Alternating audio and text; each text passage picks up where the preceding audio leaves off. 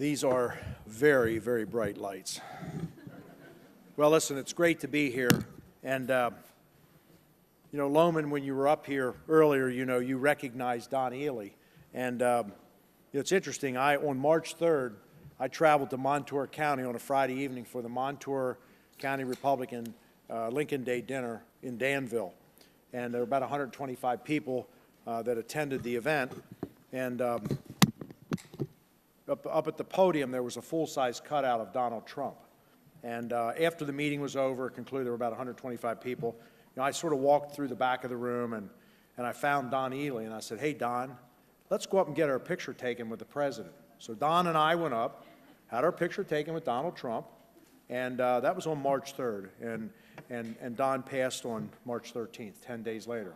Now, if you go onto my website, you know, it says Scott Around PA, wagnerforgov.com, Scott Around PA. If you go to the second page and scroll down, you'll see a picture of Don and I with President Trump. So, you know, he will be missed. And you know, it's funny, I had fundraisers, 2 in York this past November, the year before. Don Ely drove from his home down to those fundraisers to be there, but he will be missed. So, you know, thank you, Loban, for recognizing him. It's great to be here, and good afternoon, everyone. You know, this event seems very different. This is, I think, my 4th year at the event, 4th or 5th year. It's very different. I feel a lot of excitement. And I saw it yesterday, and last evening we had an event with you know, the millennials, the college Republicans downstairs, and we had a great time. We had a great time. So, and many of you that were in the room, you saw how I'm going to operate as a governor. I took a risk. I couldn't see many people.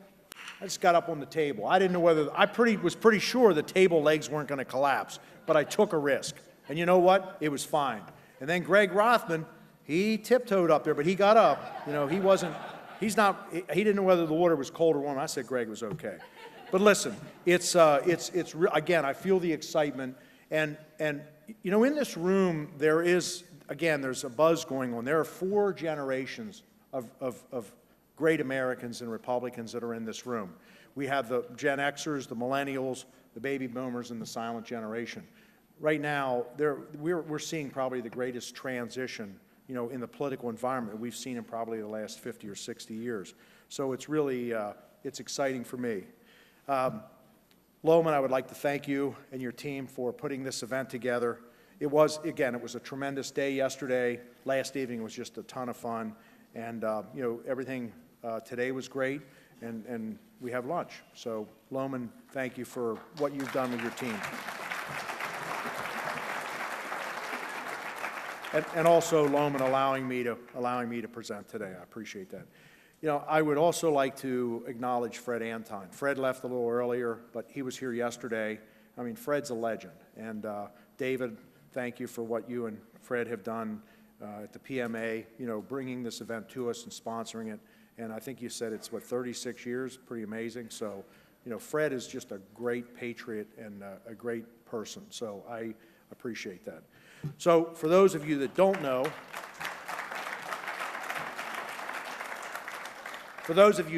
me, my name's Scott Wagner.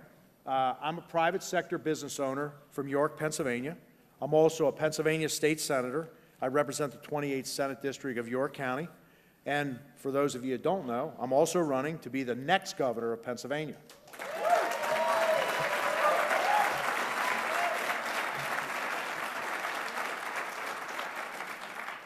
Now, I have a mission, and that mission is to fix Pennsylvania.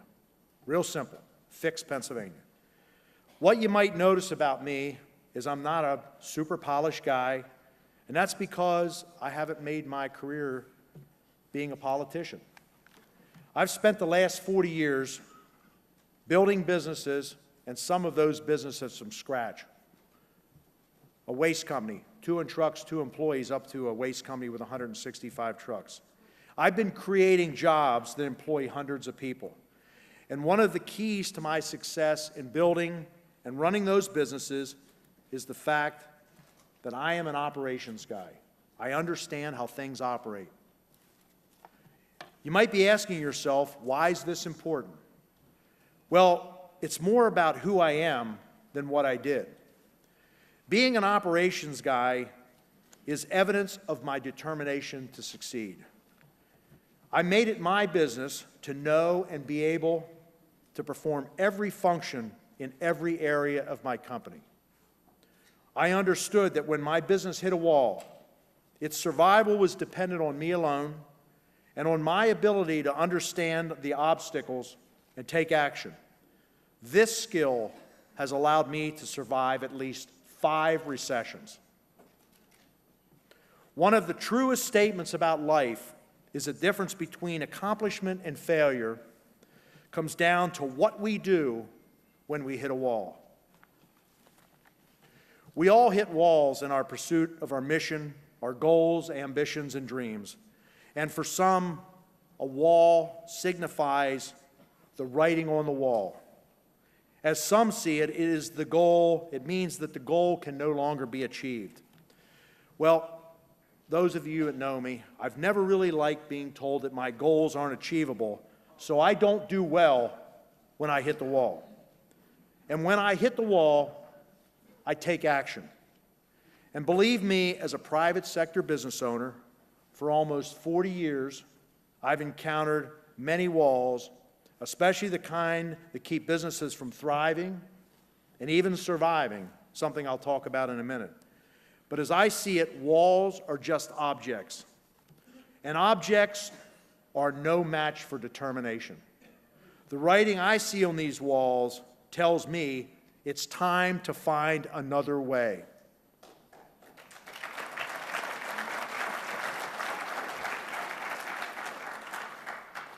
I hit a very big wall in 2013 when my companies were being choked by government rules and regulations. Like many other businesses in Pennsylvania, my businesses were being treated as an enemy by an unfriendly state government here in Harrisburg, rather than as a partner and a customer. It was clear that my employees and their families were not well represented in Harrisburg, and they weren't being protected from an out-of-control government. I had simply become an ATM machine for career politicians who were all talk and no action. The writing was on the wall. I had to find another way, and I did. In August of 2013, I took action. I made a decision to run for a seat in the Pennsylvania State Senate. On March 18th of 2014, with a tremendous team effort, and many of those people on my team are sitting in this room today, I became the first ever write-in candidate in Pennsylvania to win a seat in the Pennsylvania legislature.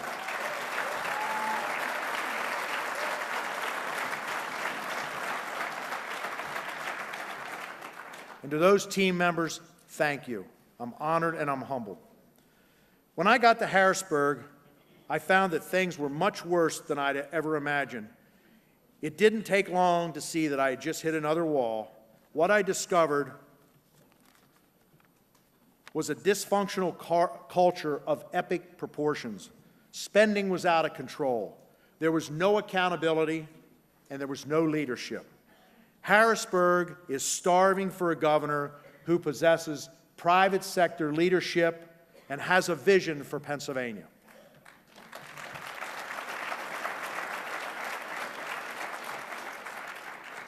For decades, outside wealthy interest groups have been given power and influence over the people's legislative process, your process.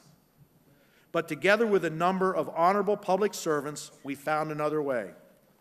We began changing the culture by changing the leadership and by recruiting and electing true public servants. With a new Senate Majority Leader, Senator Jake Corman, we've passed major reform bills that previously had no chance. We are moving in the right direction, but we still have a long way to go, and there are many things that need to be fixed. We know, for example, that Pennsylvania's economy is flat and is not growing. Businesses continue to be choked to death by overbearing government rules and regulations. We have one of the greatest industries here in Pennsylvania, the gas industry, and there's a hostile agency known as DEP that is so hostile towards an industry that can do so much for our state. It's wrong. Many businesses, there are many businesses out in the state that are not healthy enough to create jobs, that provide the incomes, that provide the spending that stimulates our economy, because we're not friendly. We need to fix our economy. We know there's a spending addiction in Harrisburg. What Harrisburg has done to the money of hardworking, honest people of Pennsylvania is unthinkable. People of Pennsylvania provide more than enough money to allow Harrisburg to run the essential programs and make good on its obligations. But rather than prioritize and justify responsibly, your money is being spent recklessly. Our credit is bad. Pennsylvania is in trouble. We have to fix this financial mess, and we need to fix it now.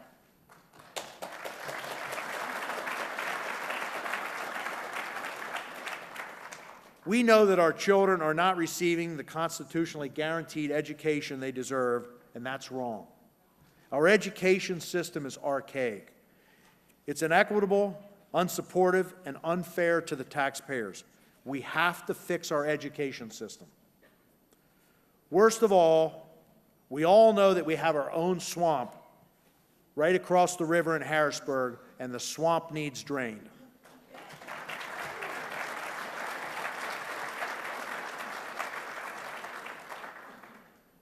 We have an expensive, wasteful legislature that is far too large. There are way too many career politicians and far too many lobbyists. Did you know that in 2015, $500 million was spent on lobbying? $500 million.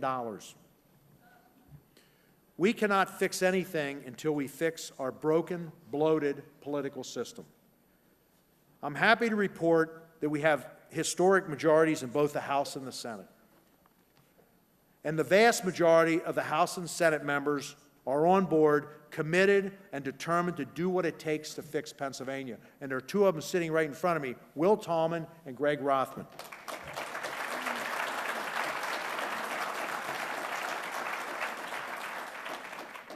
Unfortunately, we've hit another wall. And the name of the wall has a name. And the name of that wall is Tom Wolf. Okay? The Wolf Wall has to go because it's standing in the place where a governor with the guts, the determination, and the principles to do the right thing and get the job done should be standing.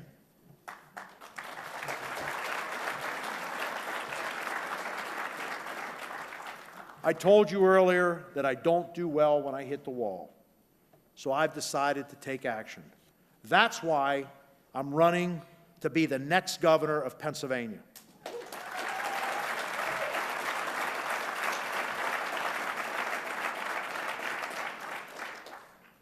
Together with the legislature and the historic Republican majorities, when I'm governor, we are going to put an immediate end to the regulations that are choking and killing our businesses and choking our economy.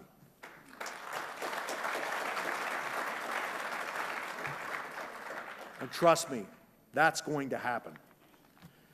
When I am governor, we are going to end the spending spree.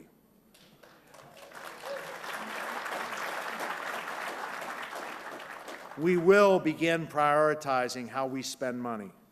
We will immediately begin requiring agencies to justify every dollar that they wish to spend to ensure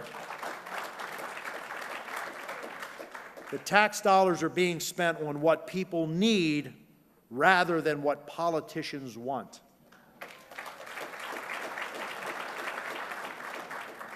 There's a term for this, and it's called zero-based budgeting, and that's what we're going to do.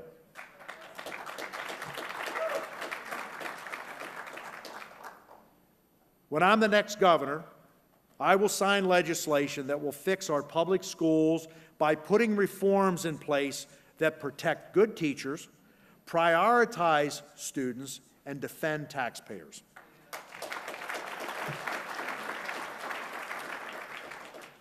When I'm governor, you will see an administration that reforms government and isn't afraid to take on the real enemy of taxpayers, self-service that continues and occurs across that river every single day.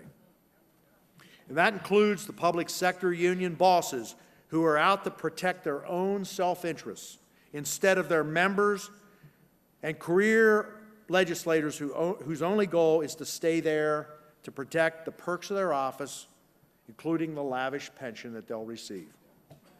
You can take this to the bank.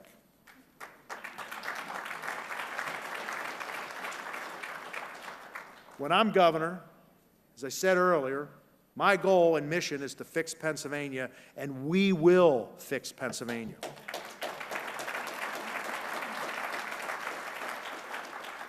And I want to make note that I just said we, meaning all of you in this room and the citizens of Pennsylvania, we will fix Pennsylvania.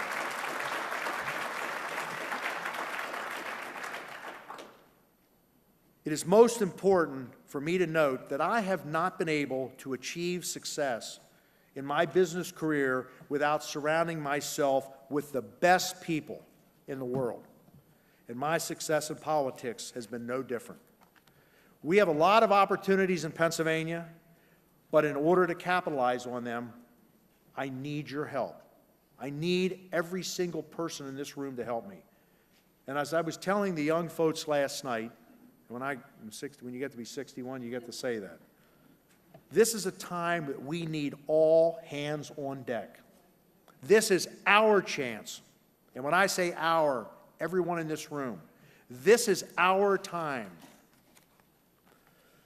I promise that with our historic majorities in the legislature and me as the governor, Pennsylvania will see a revolution for taxpayers like never before.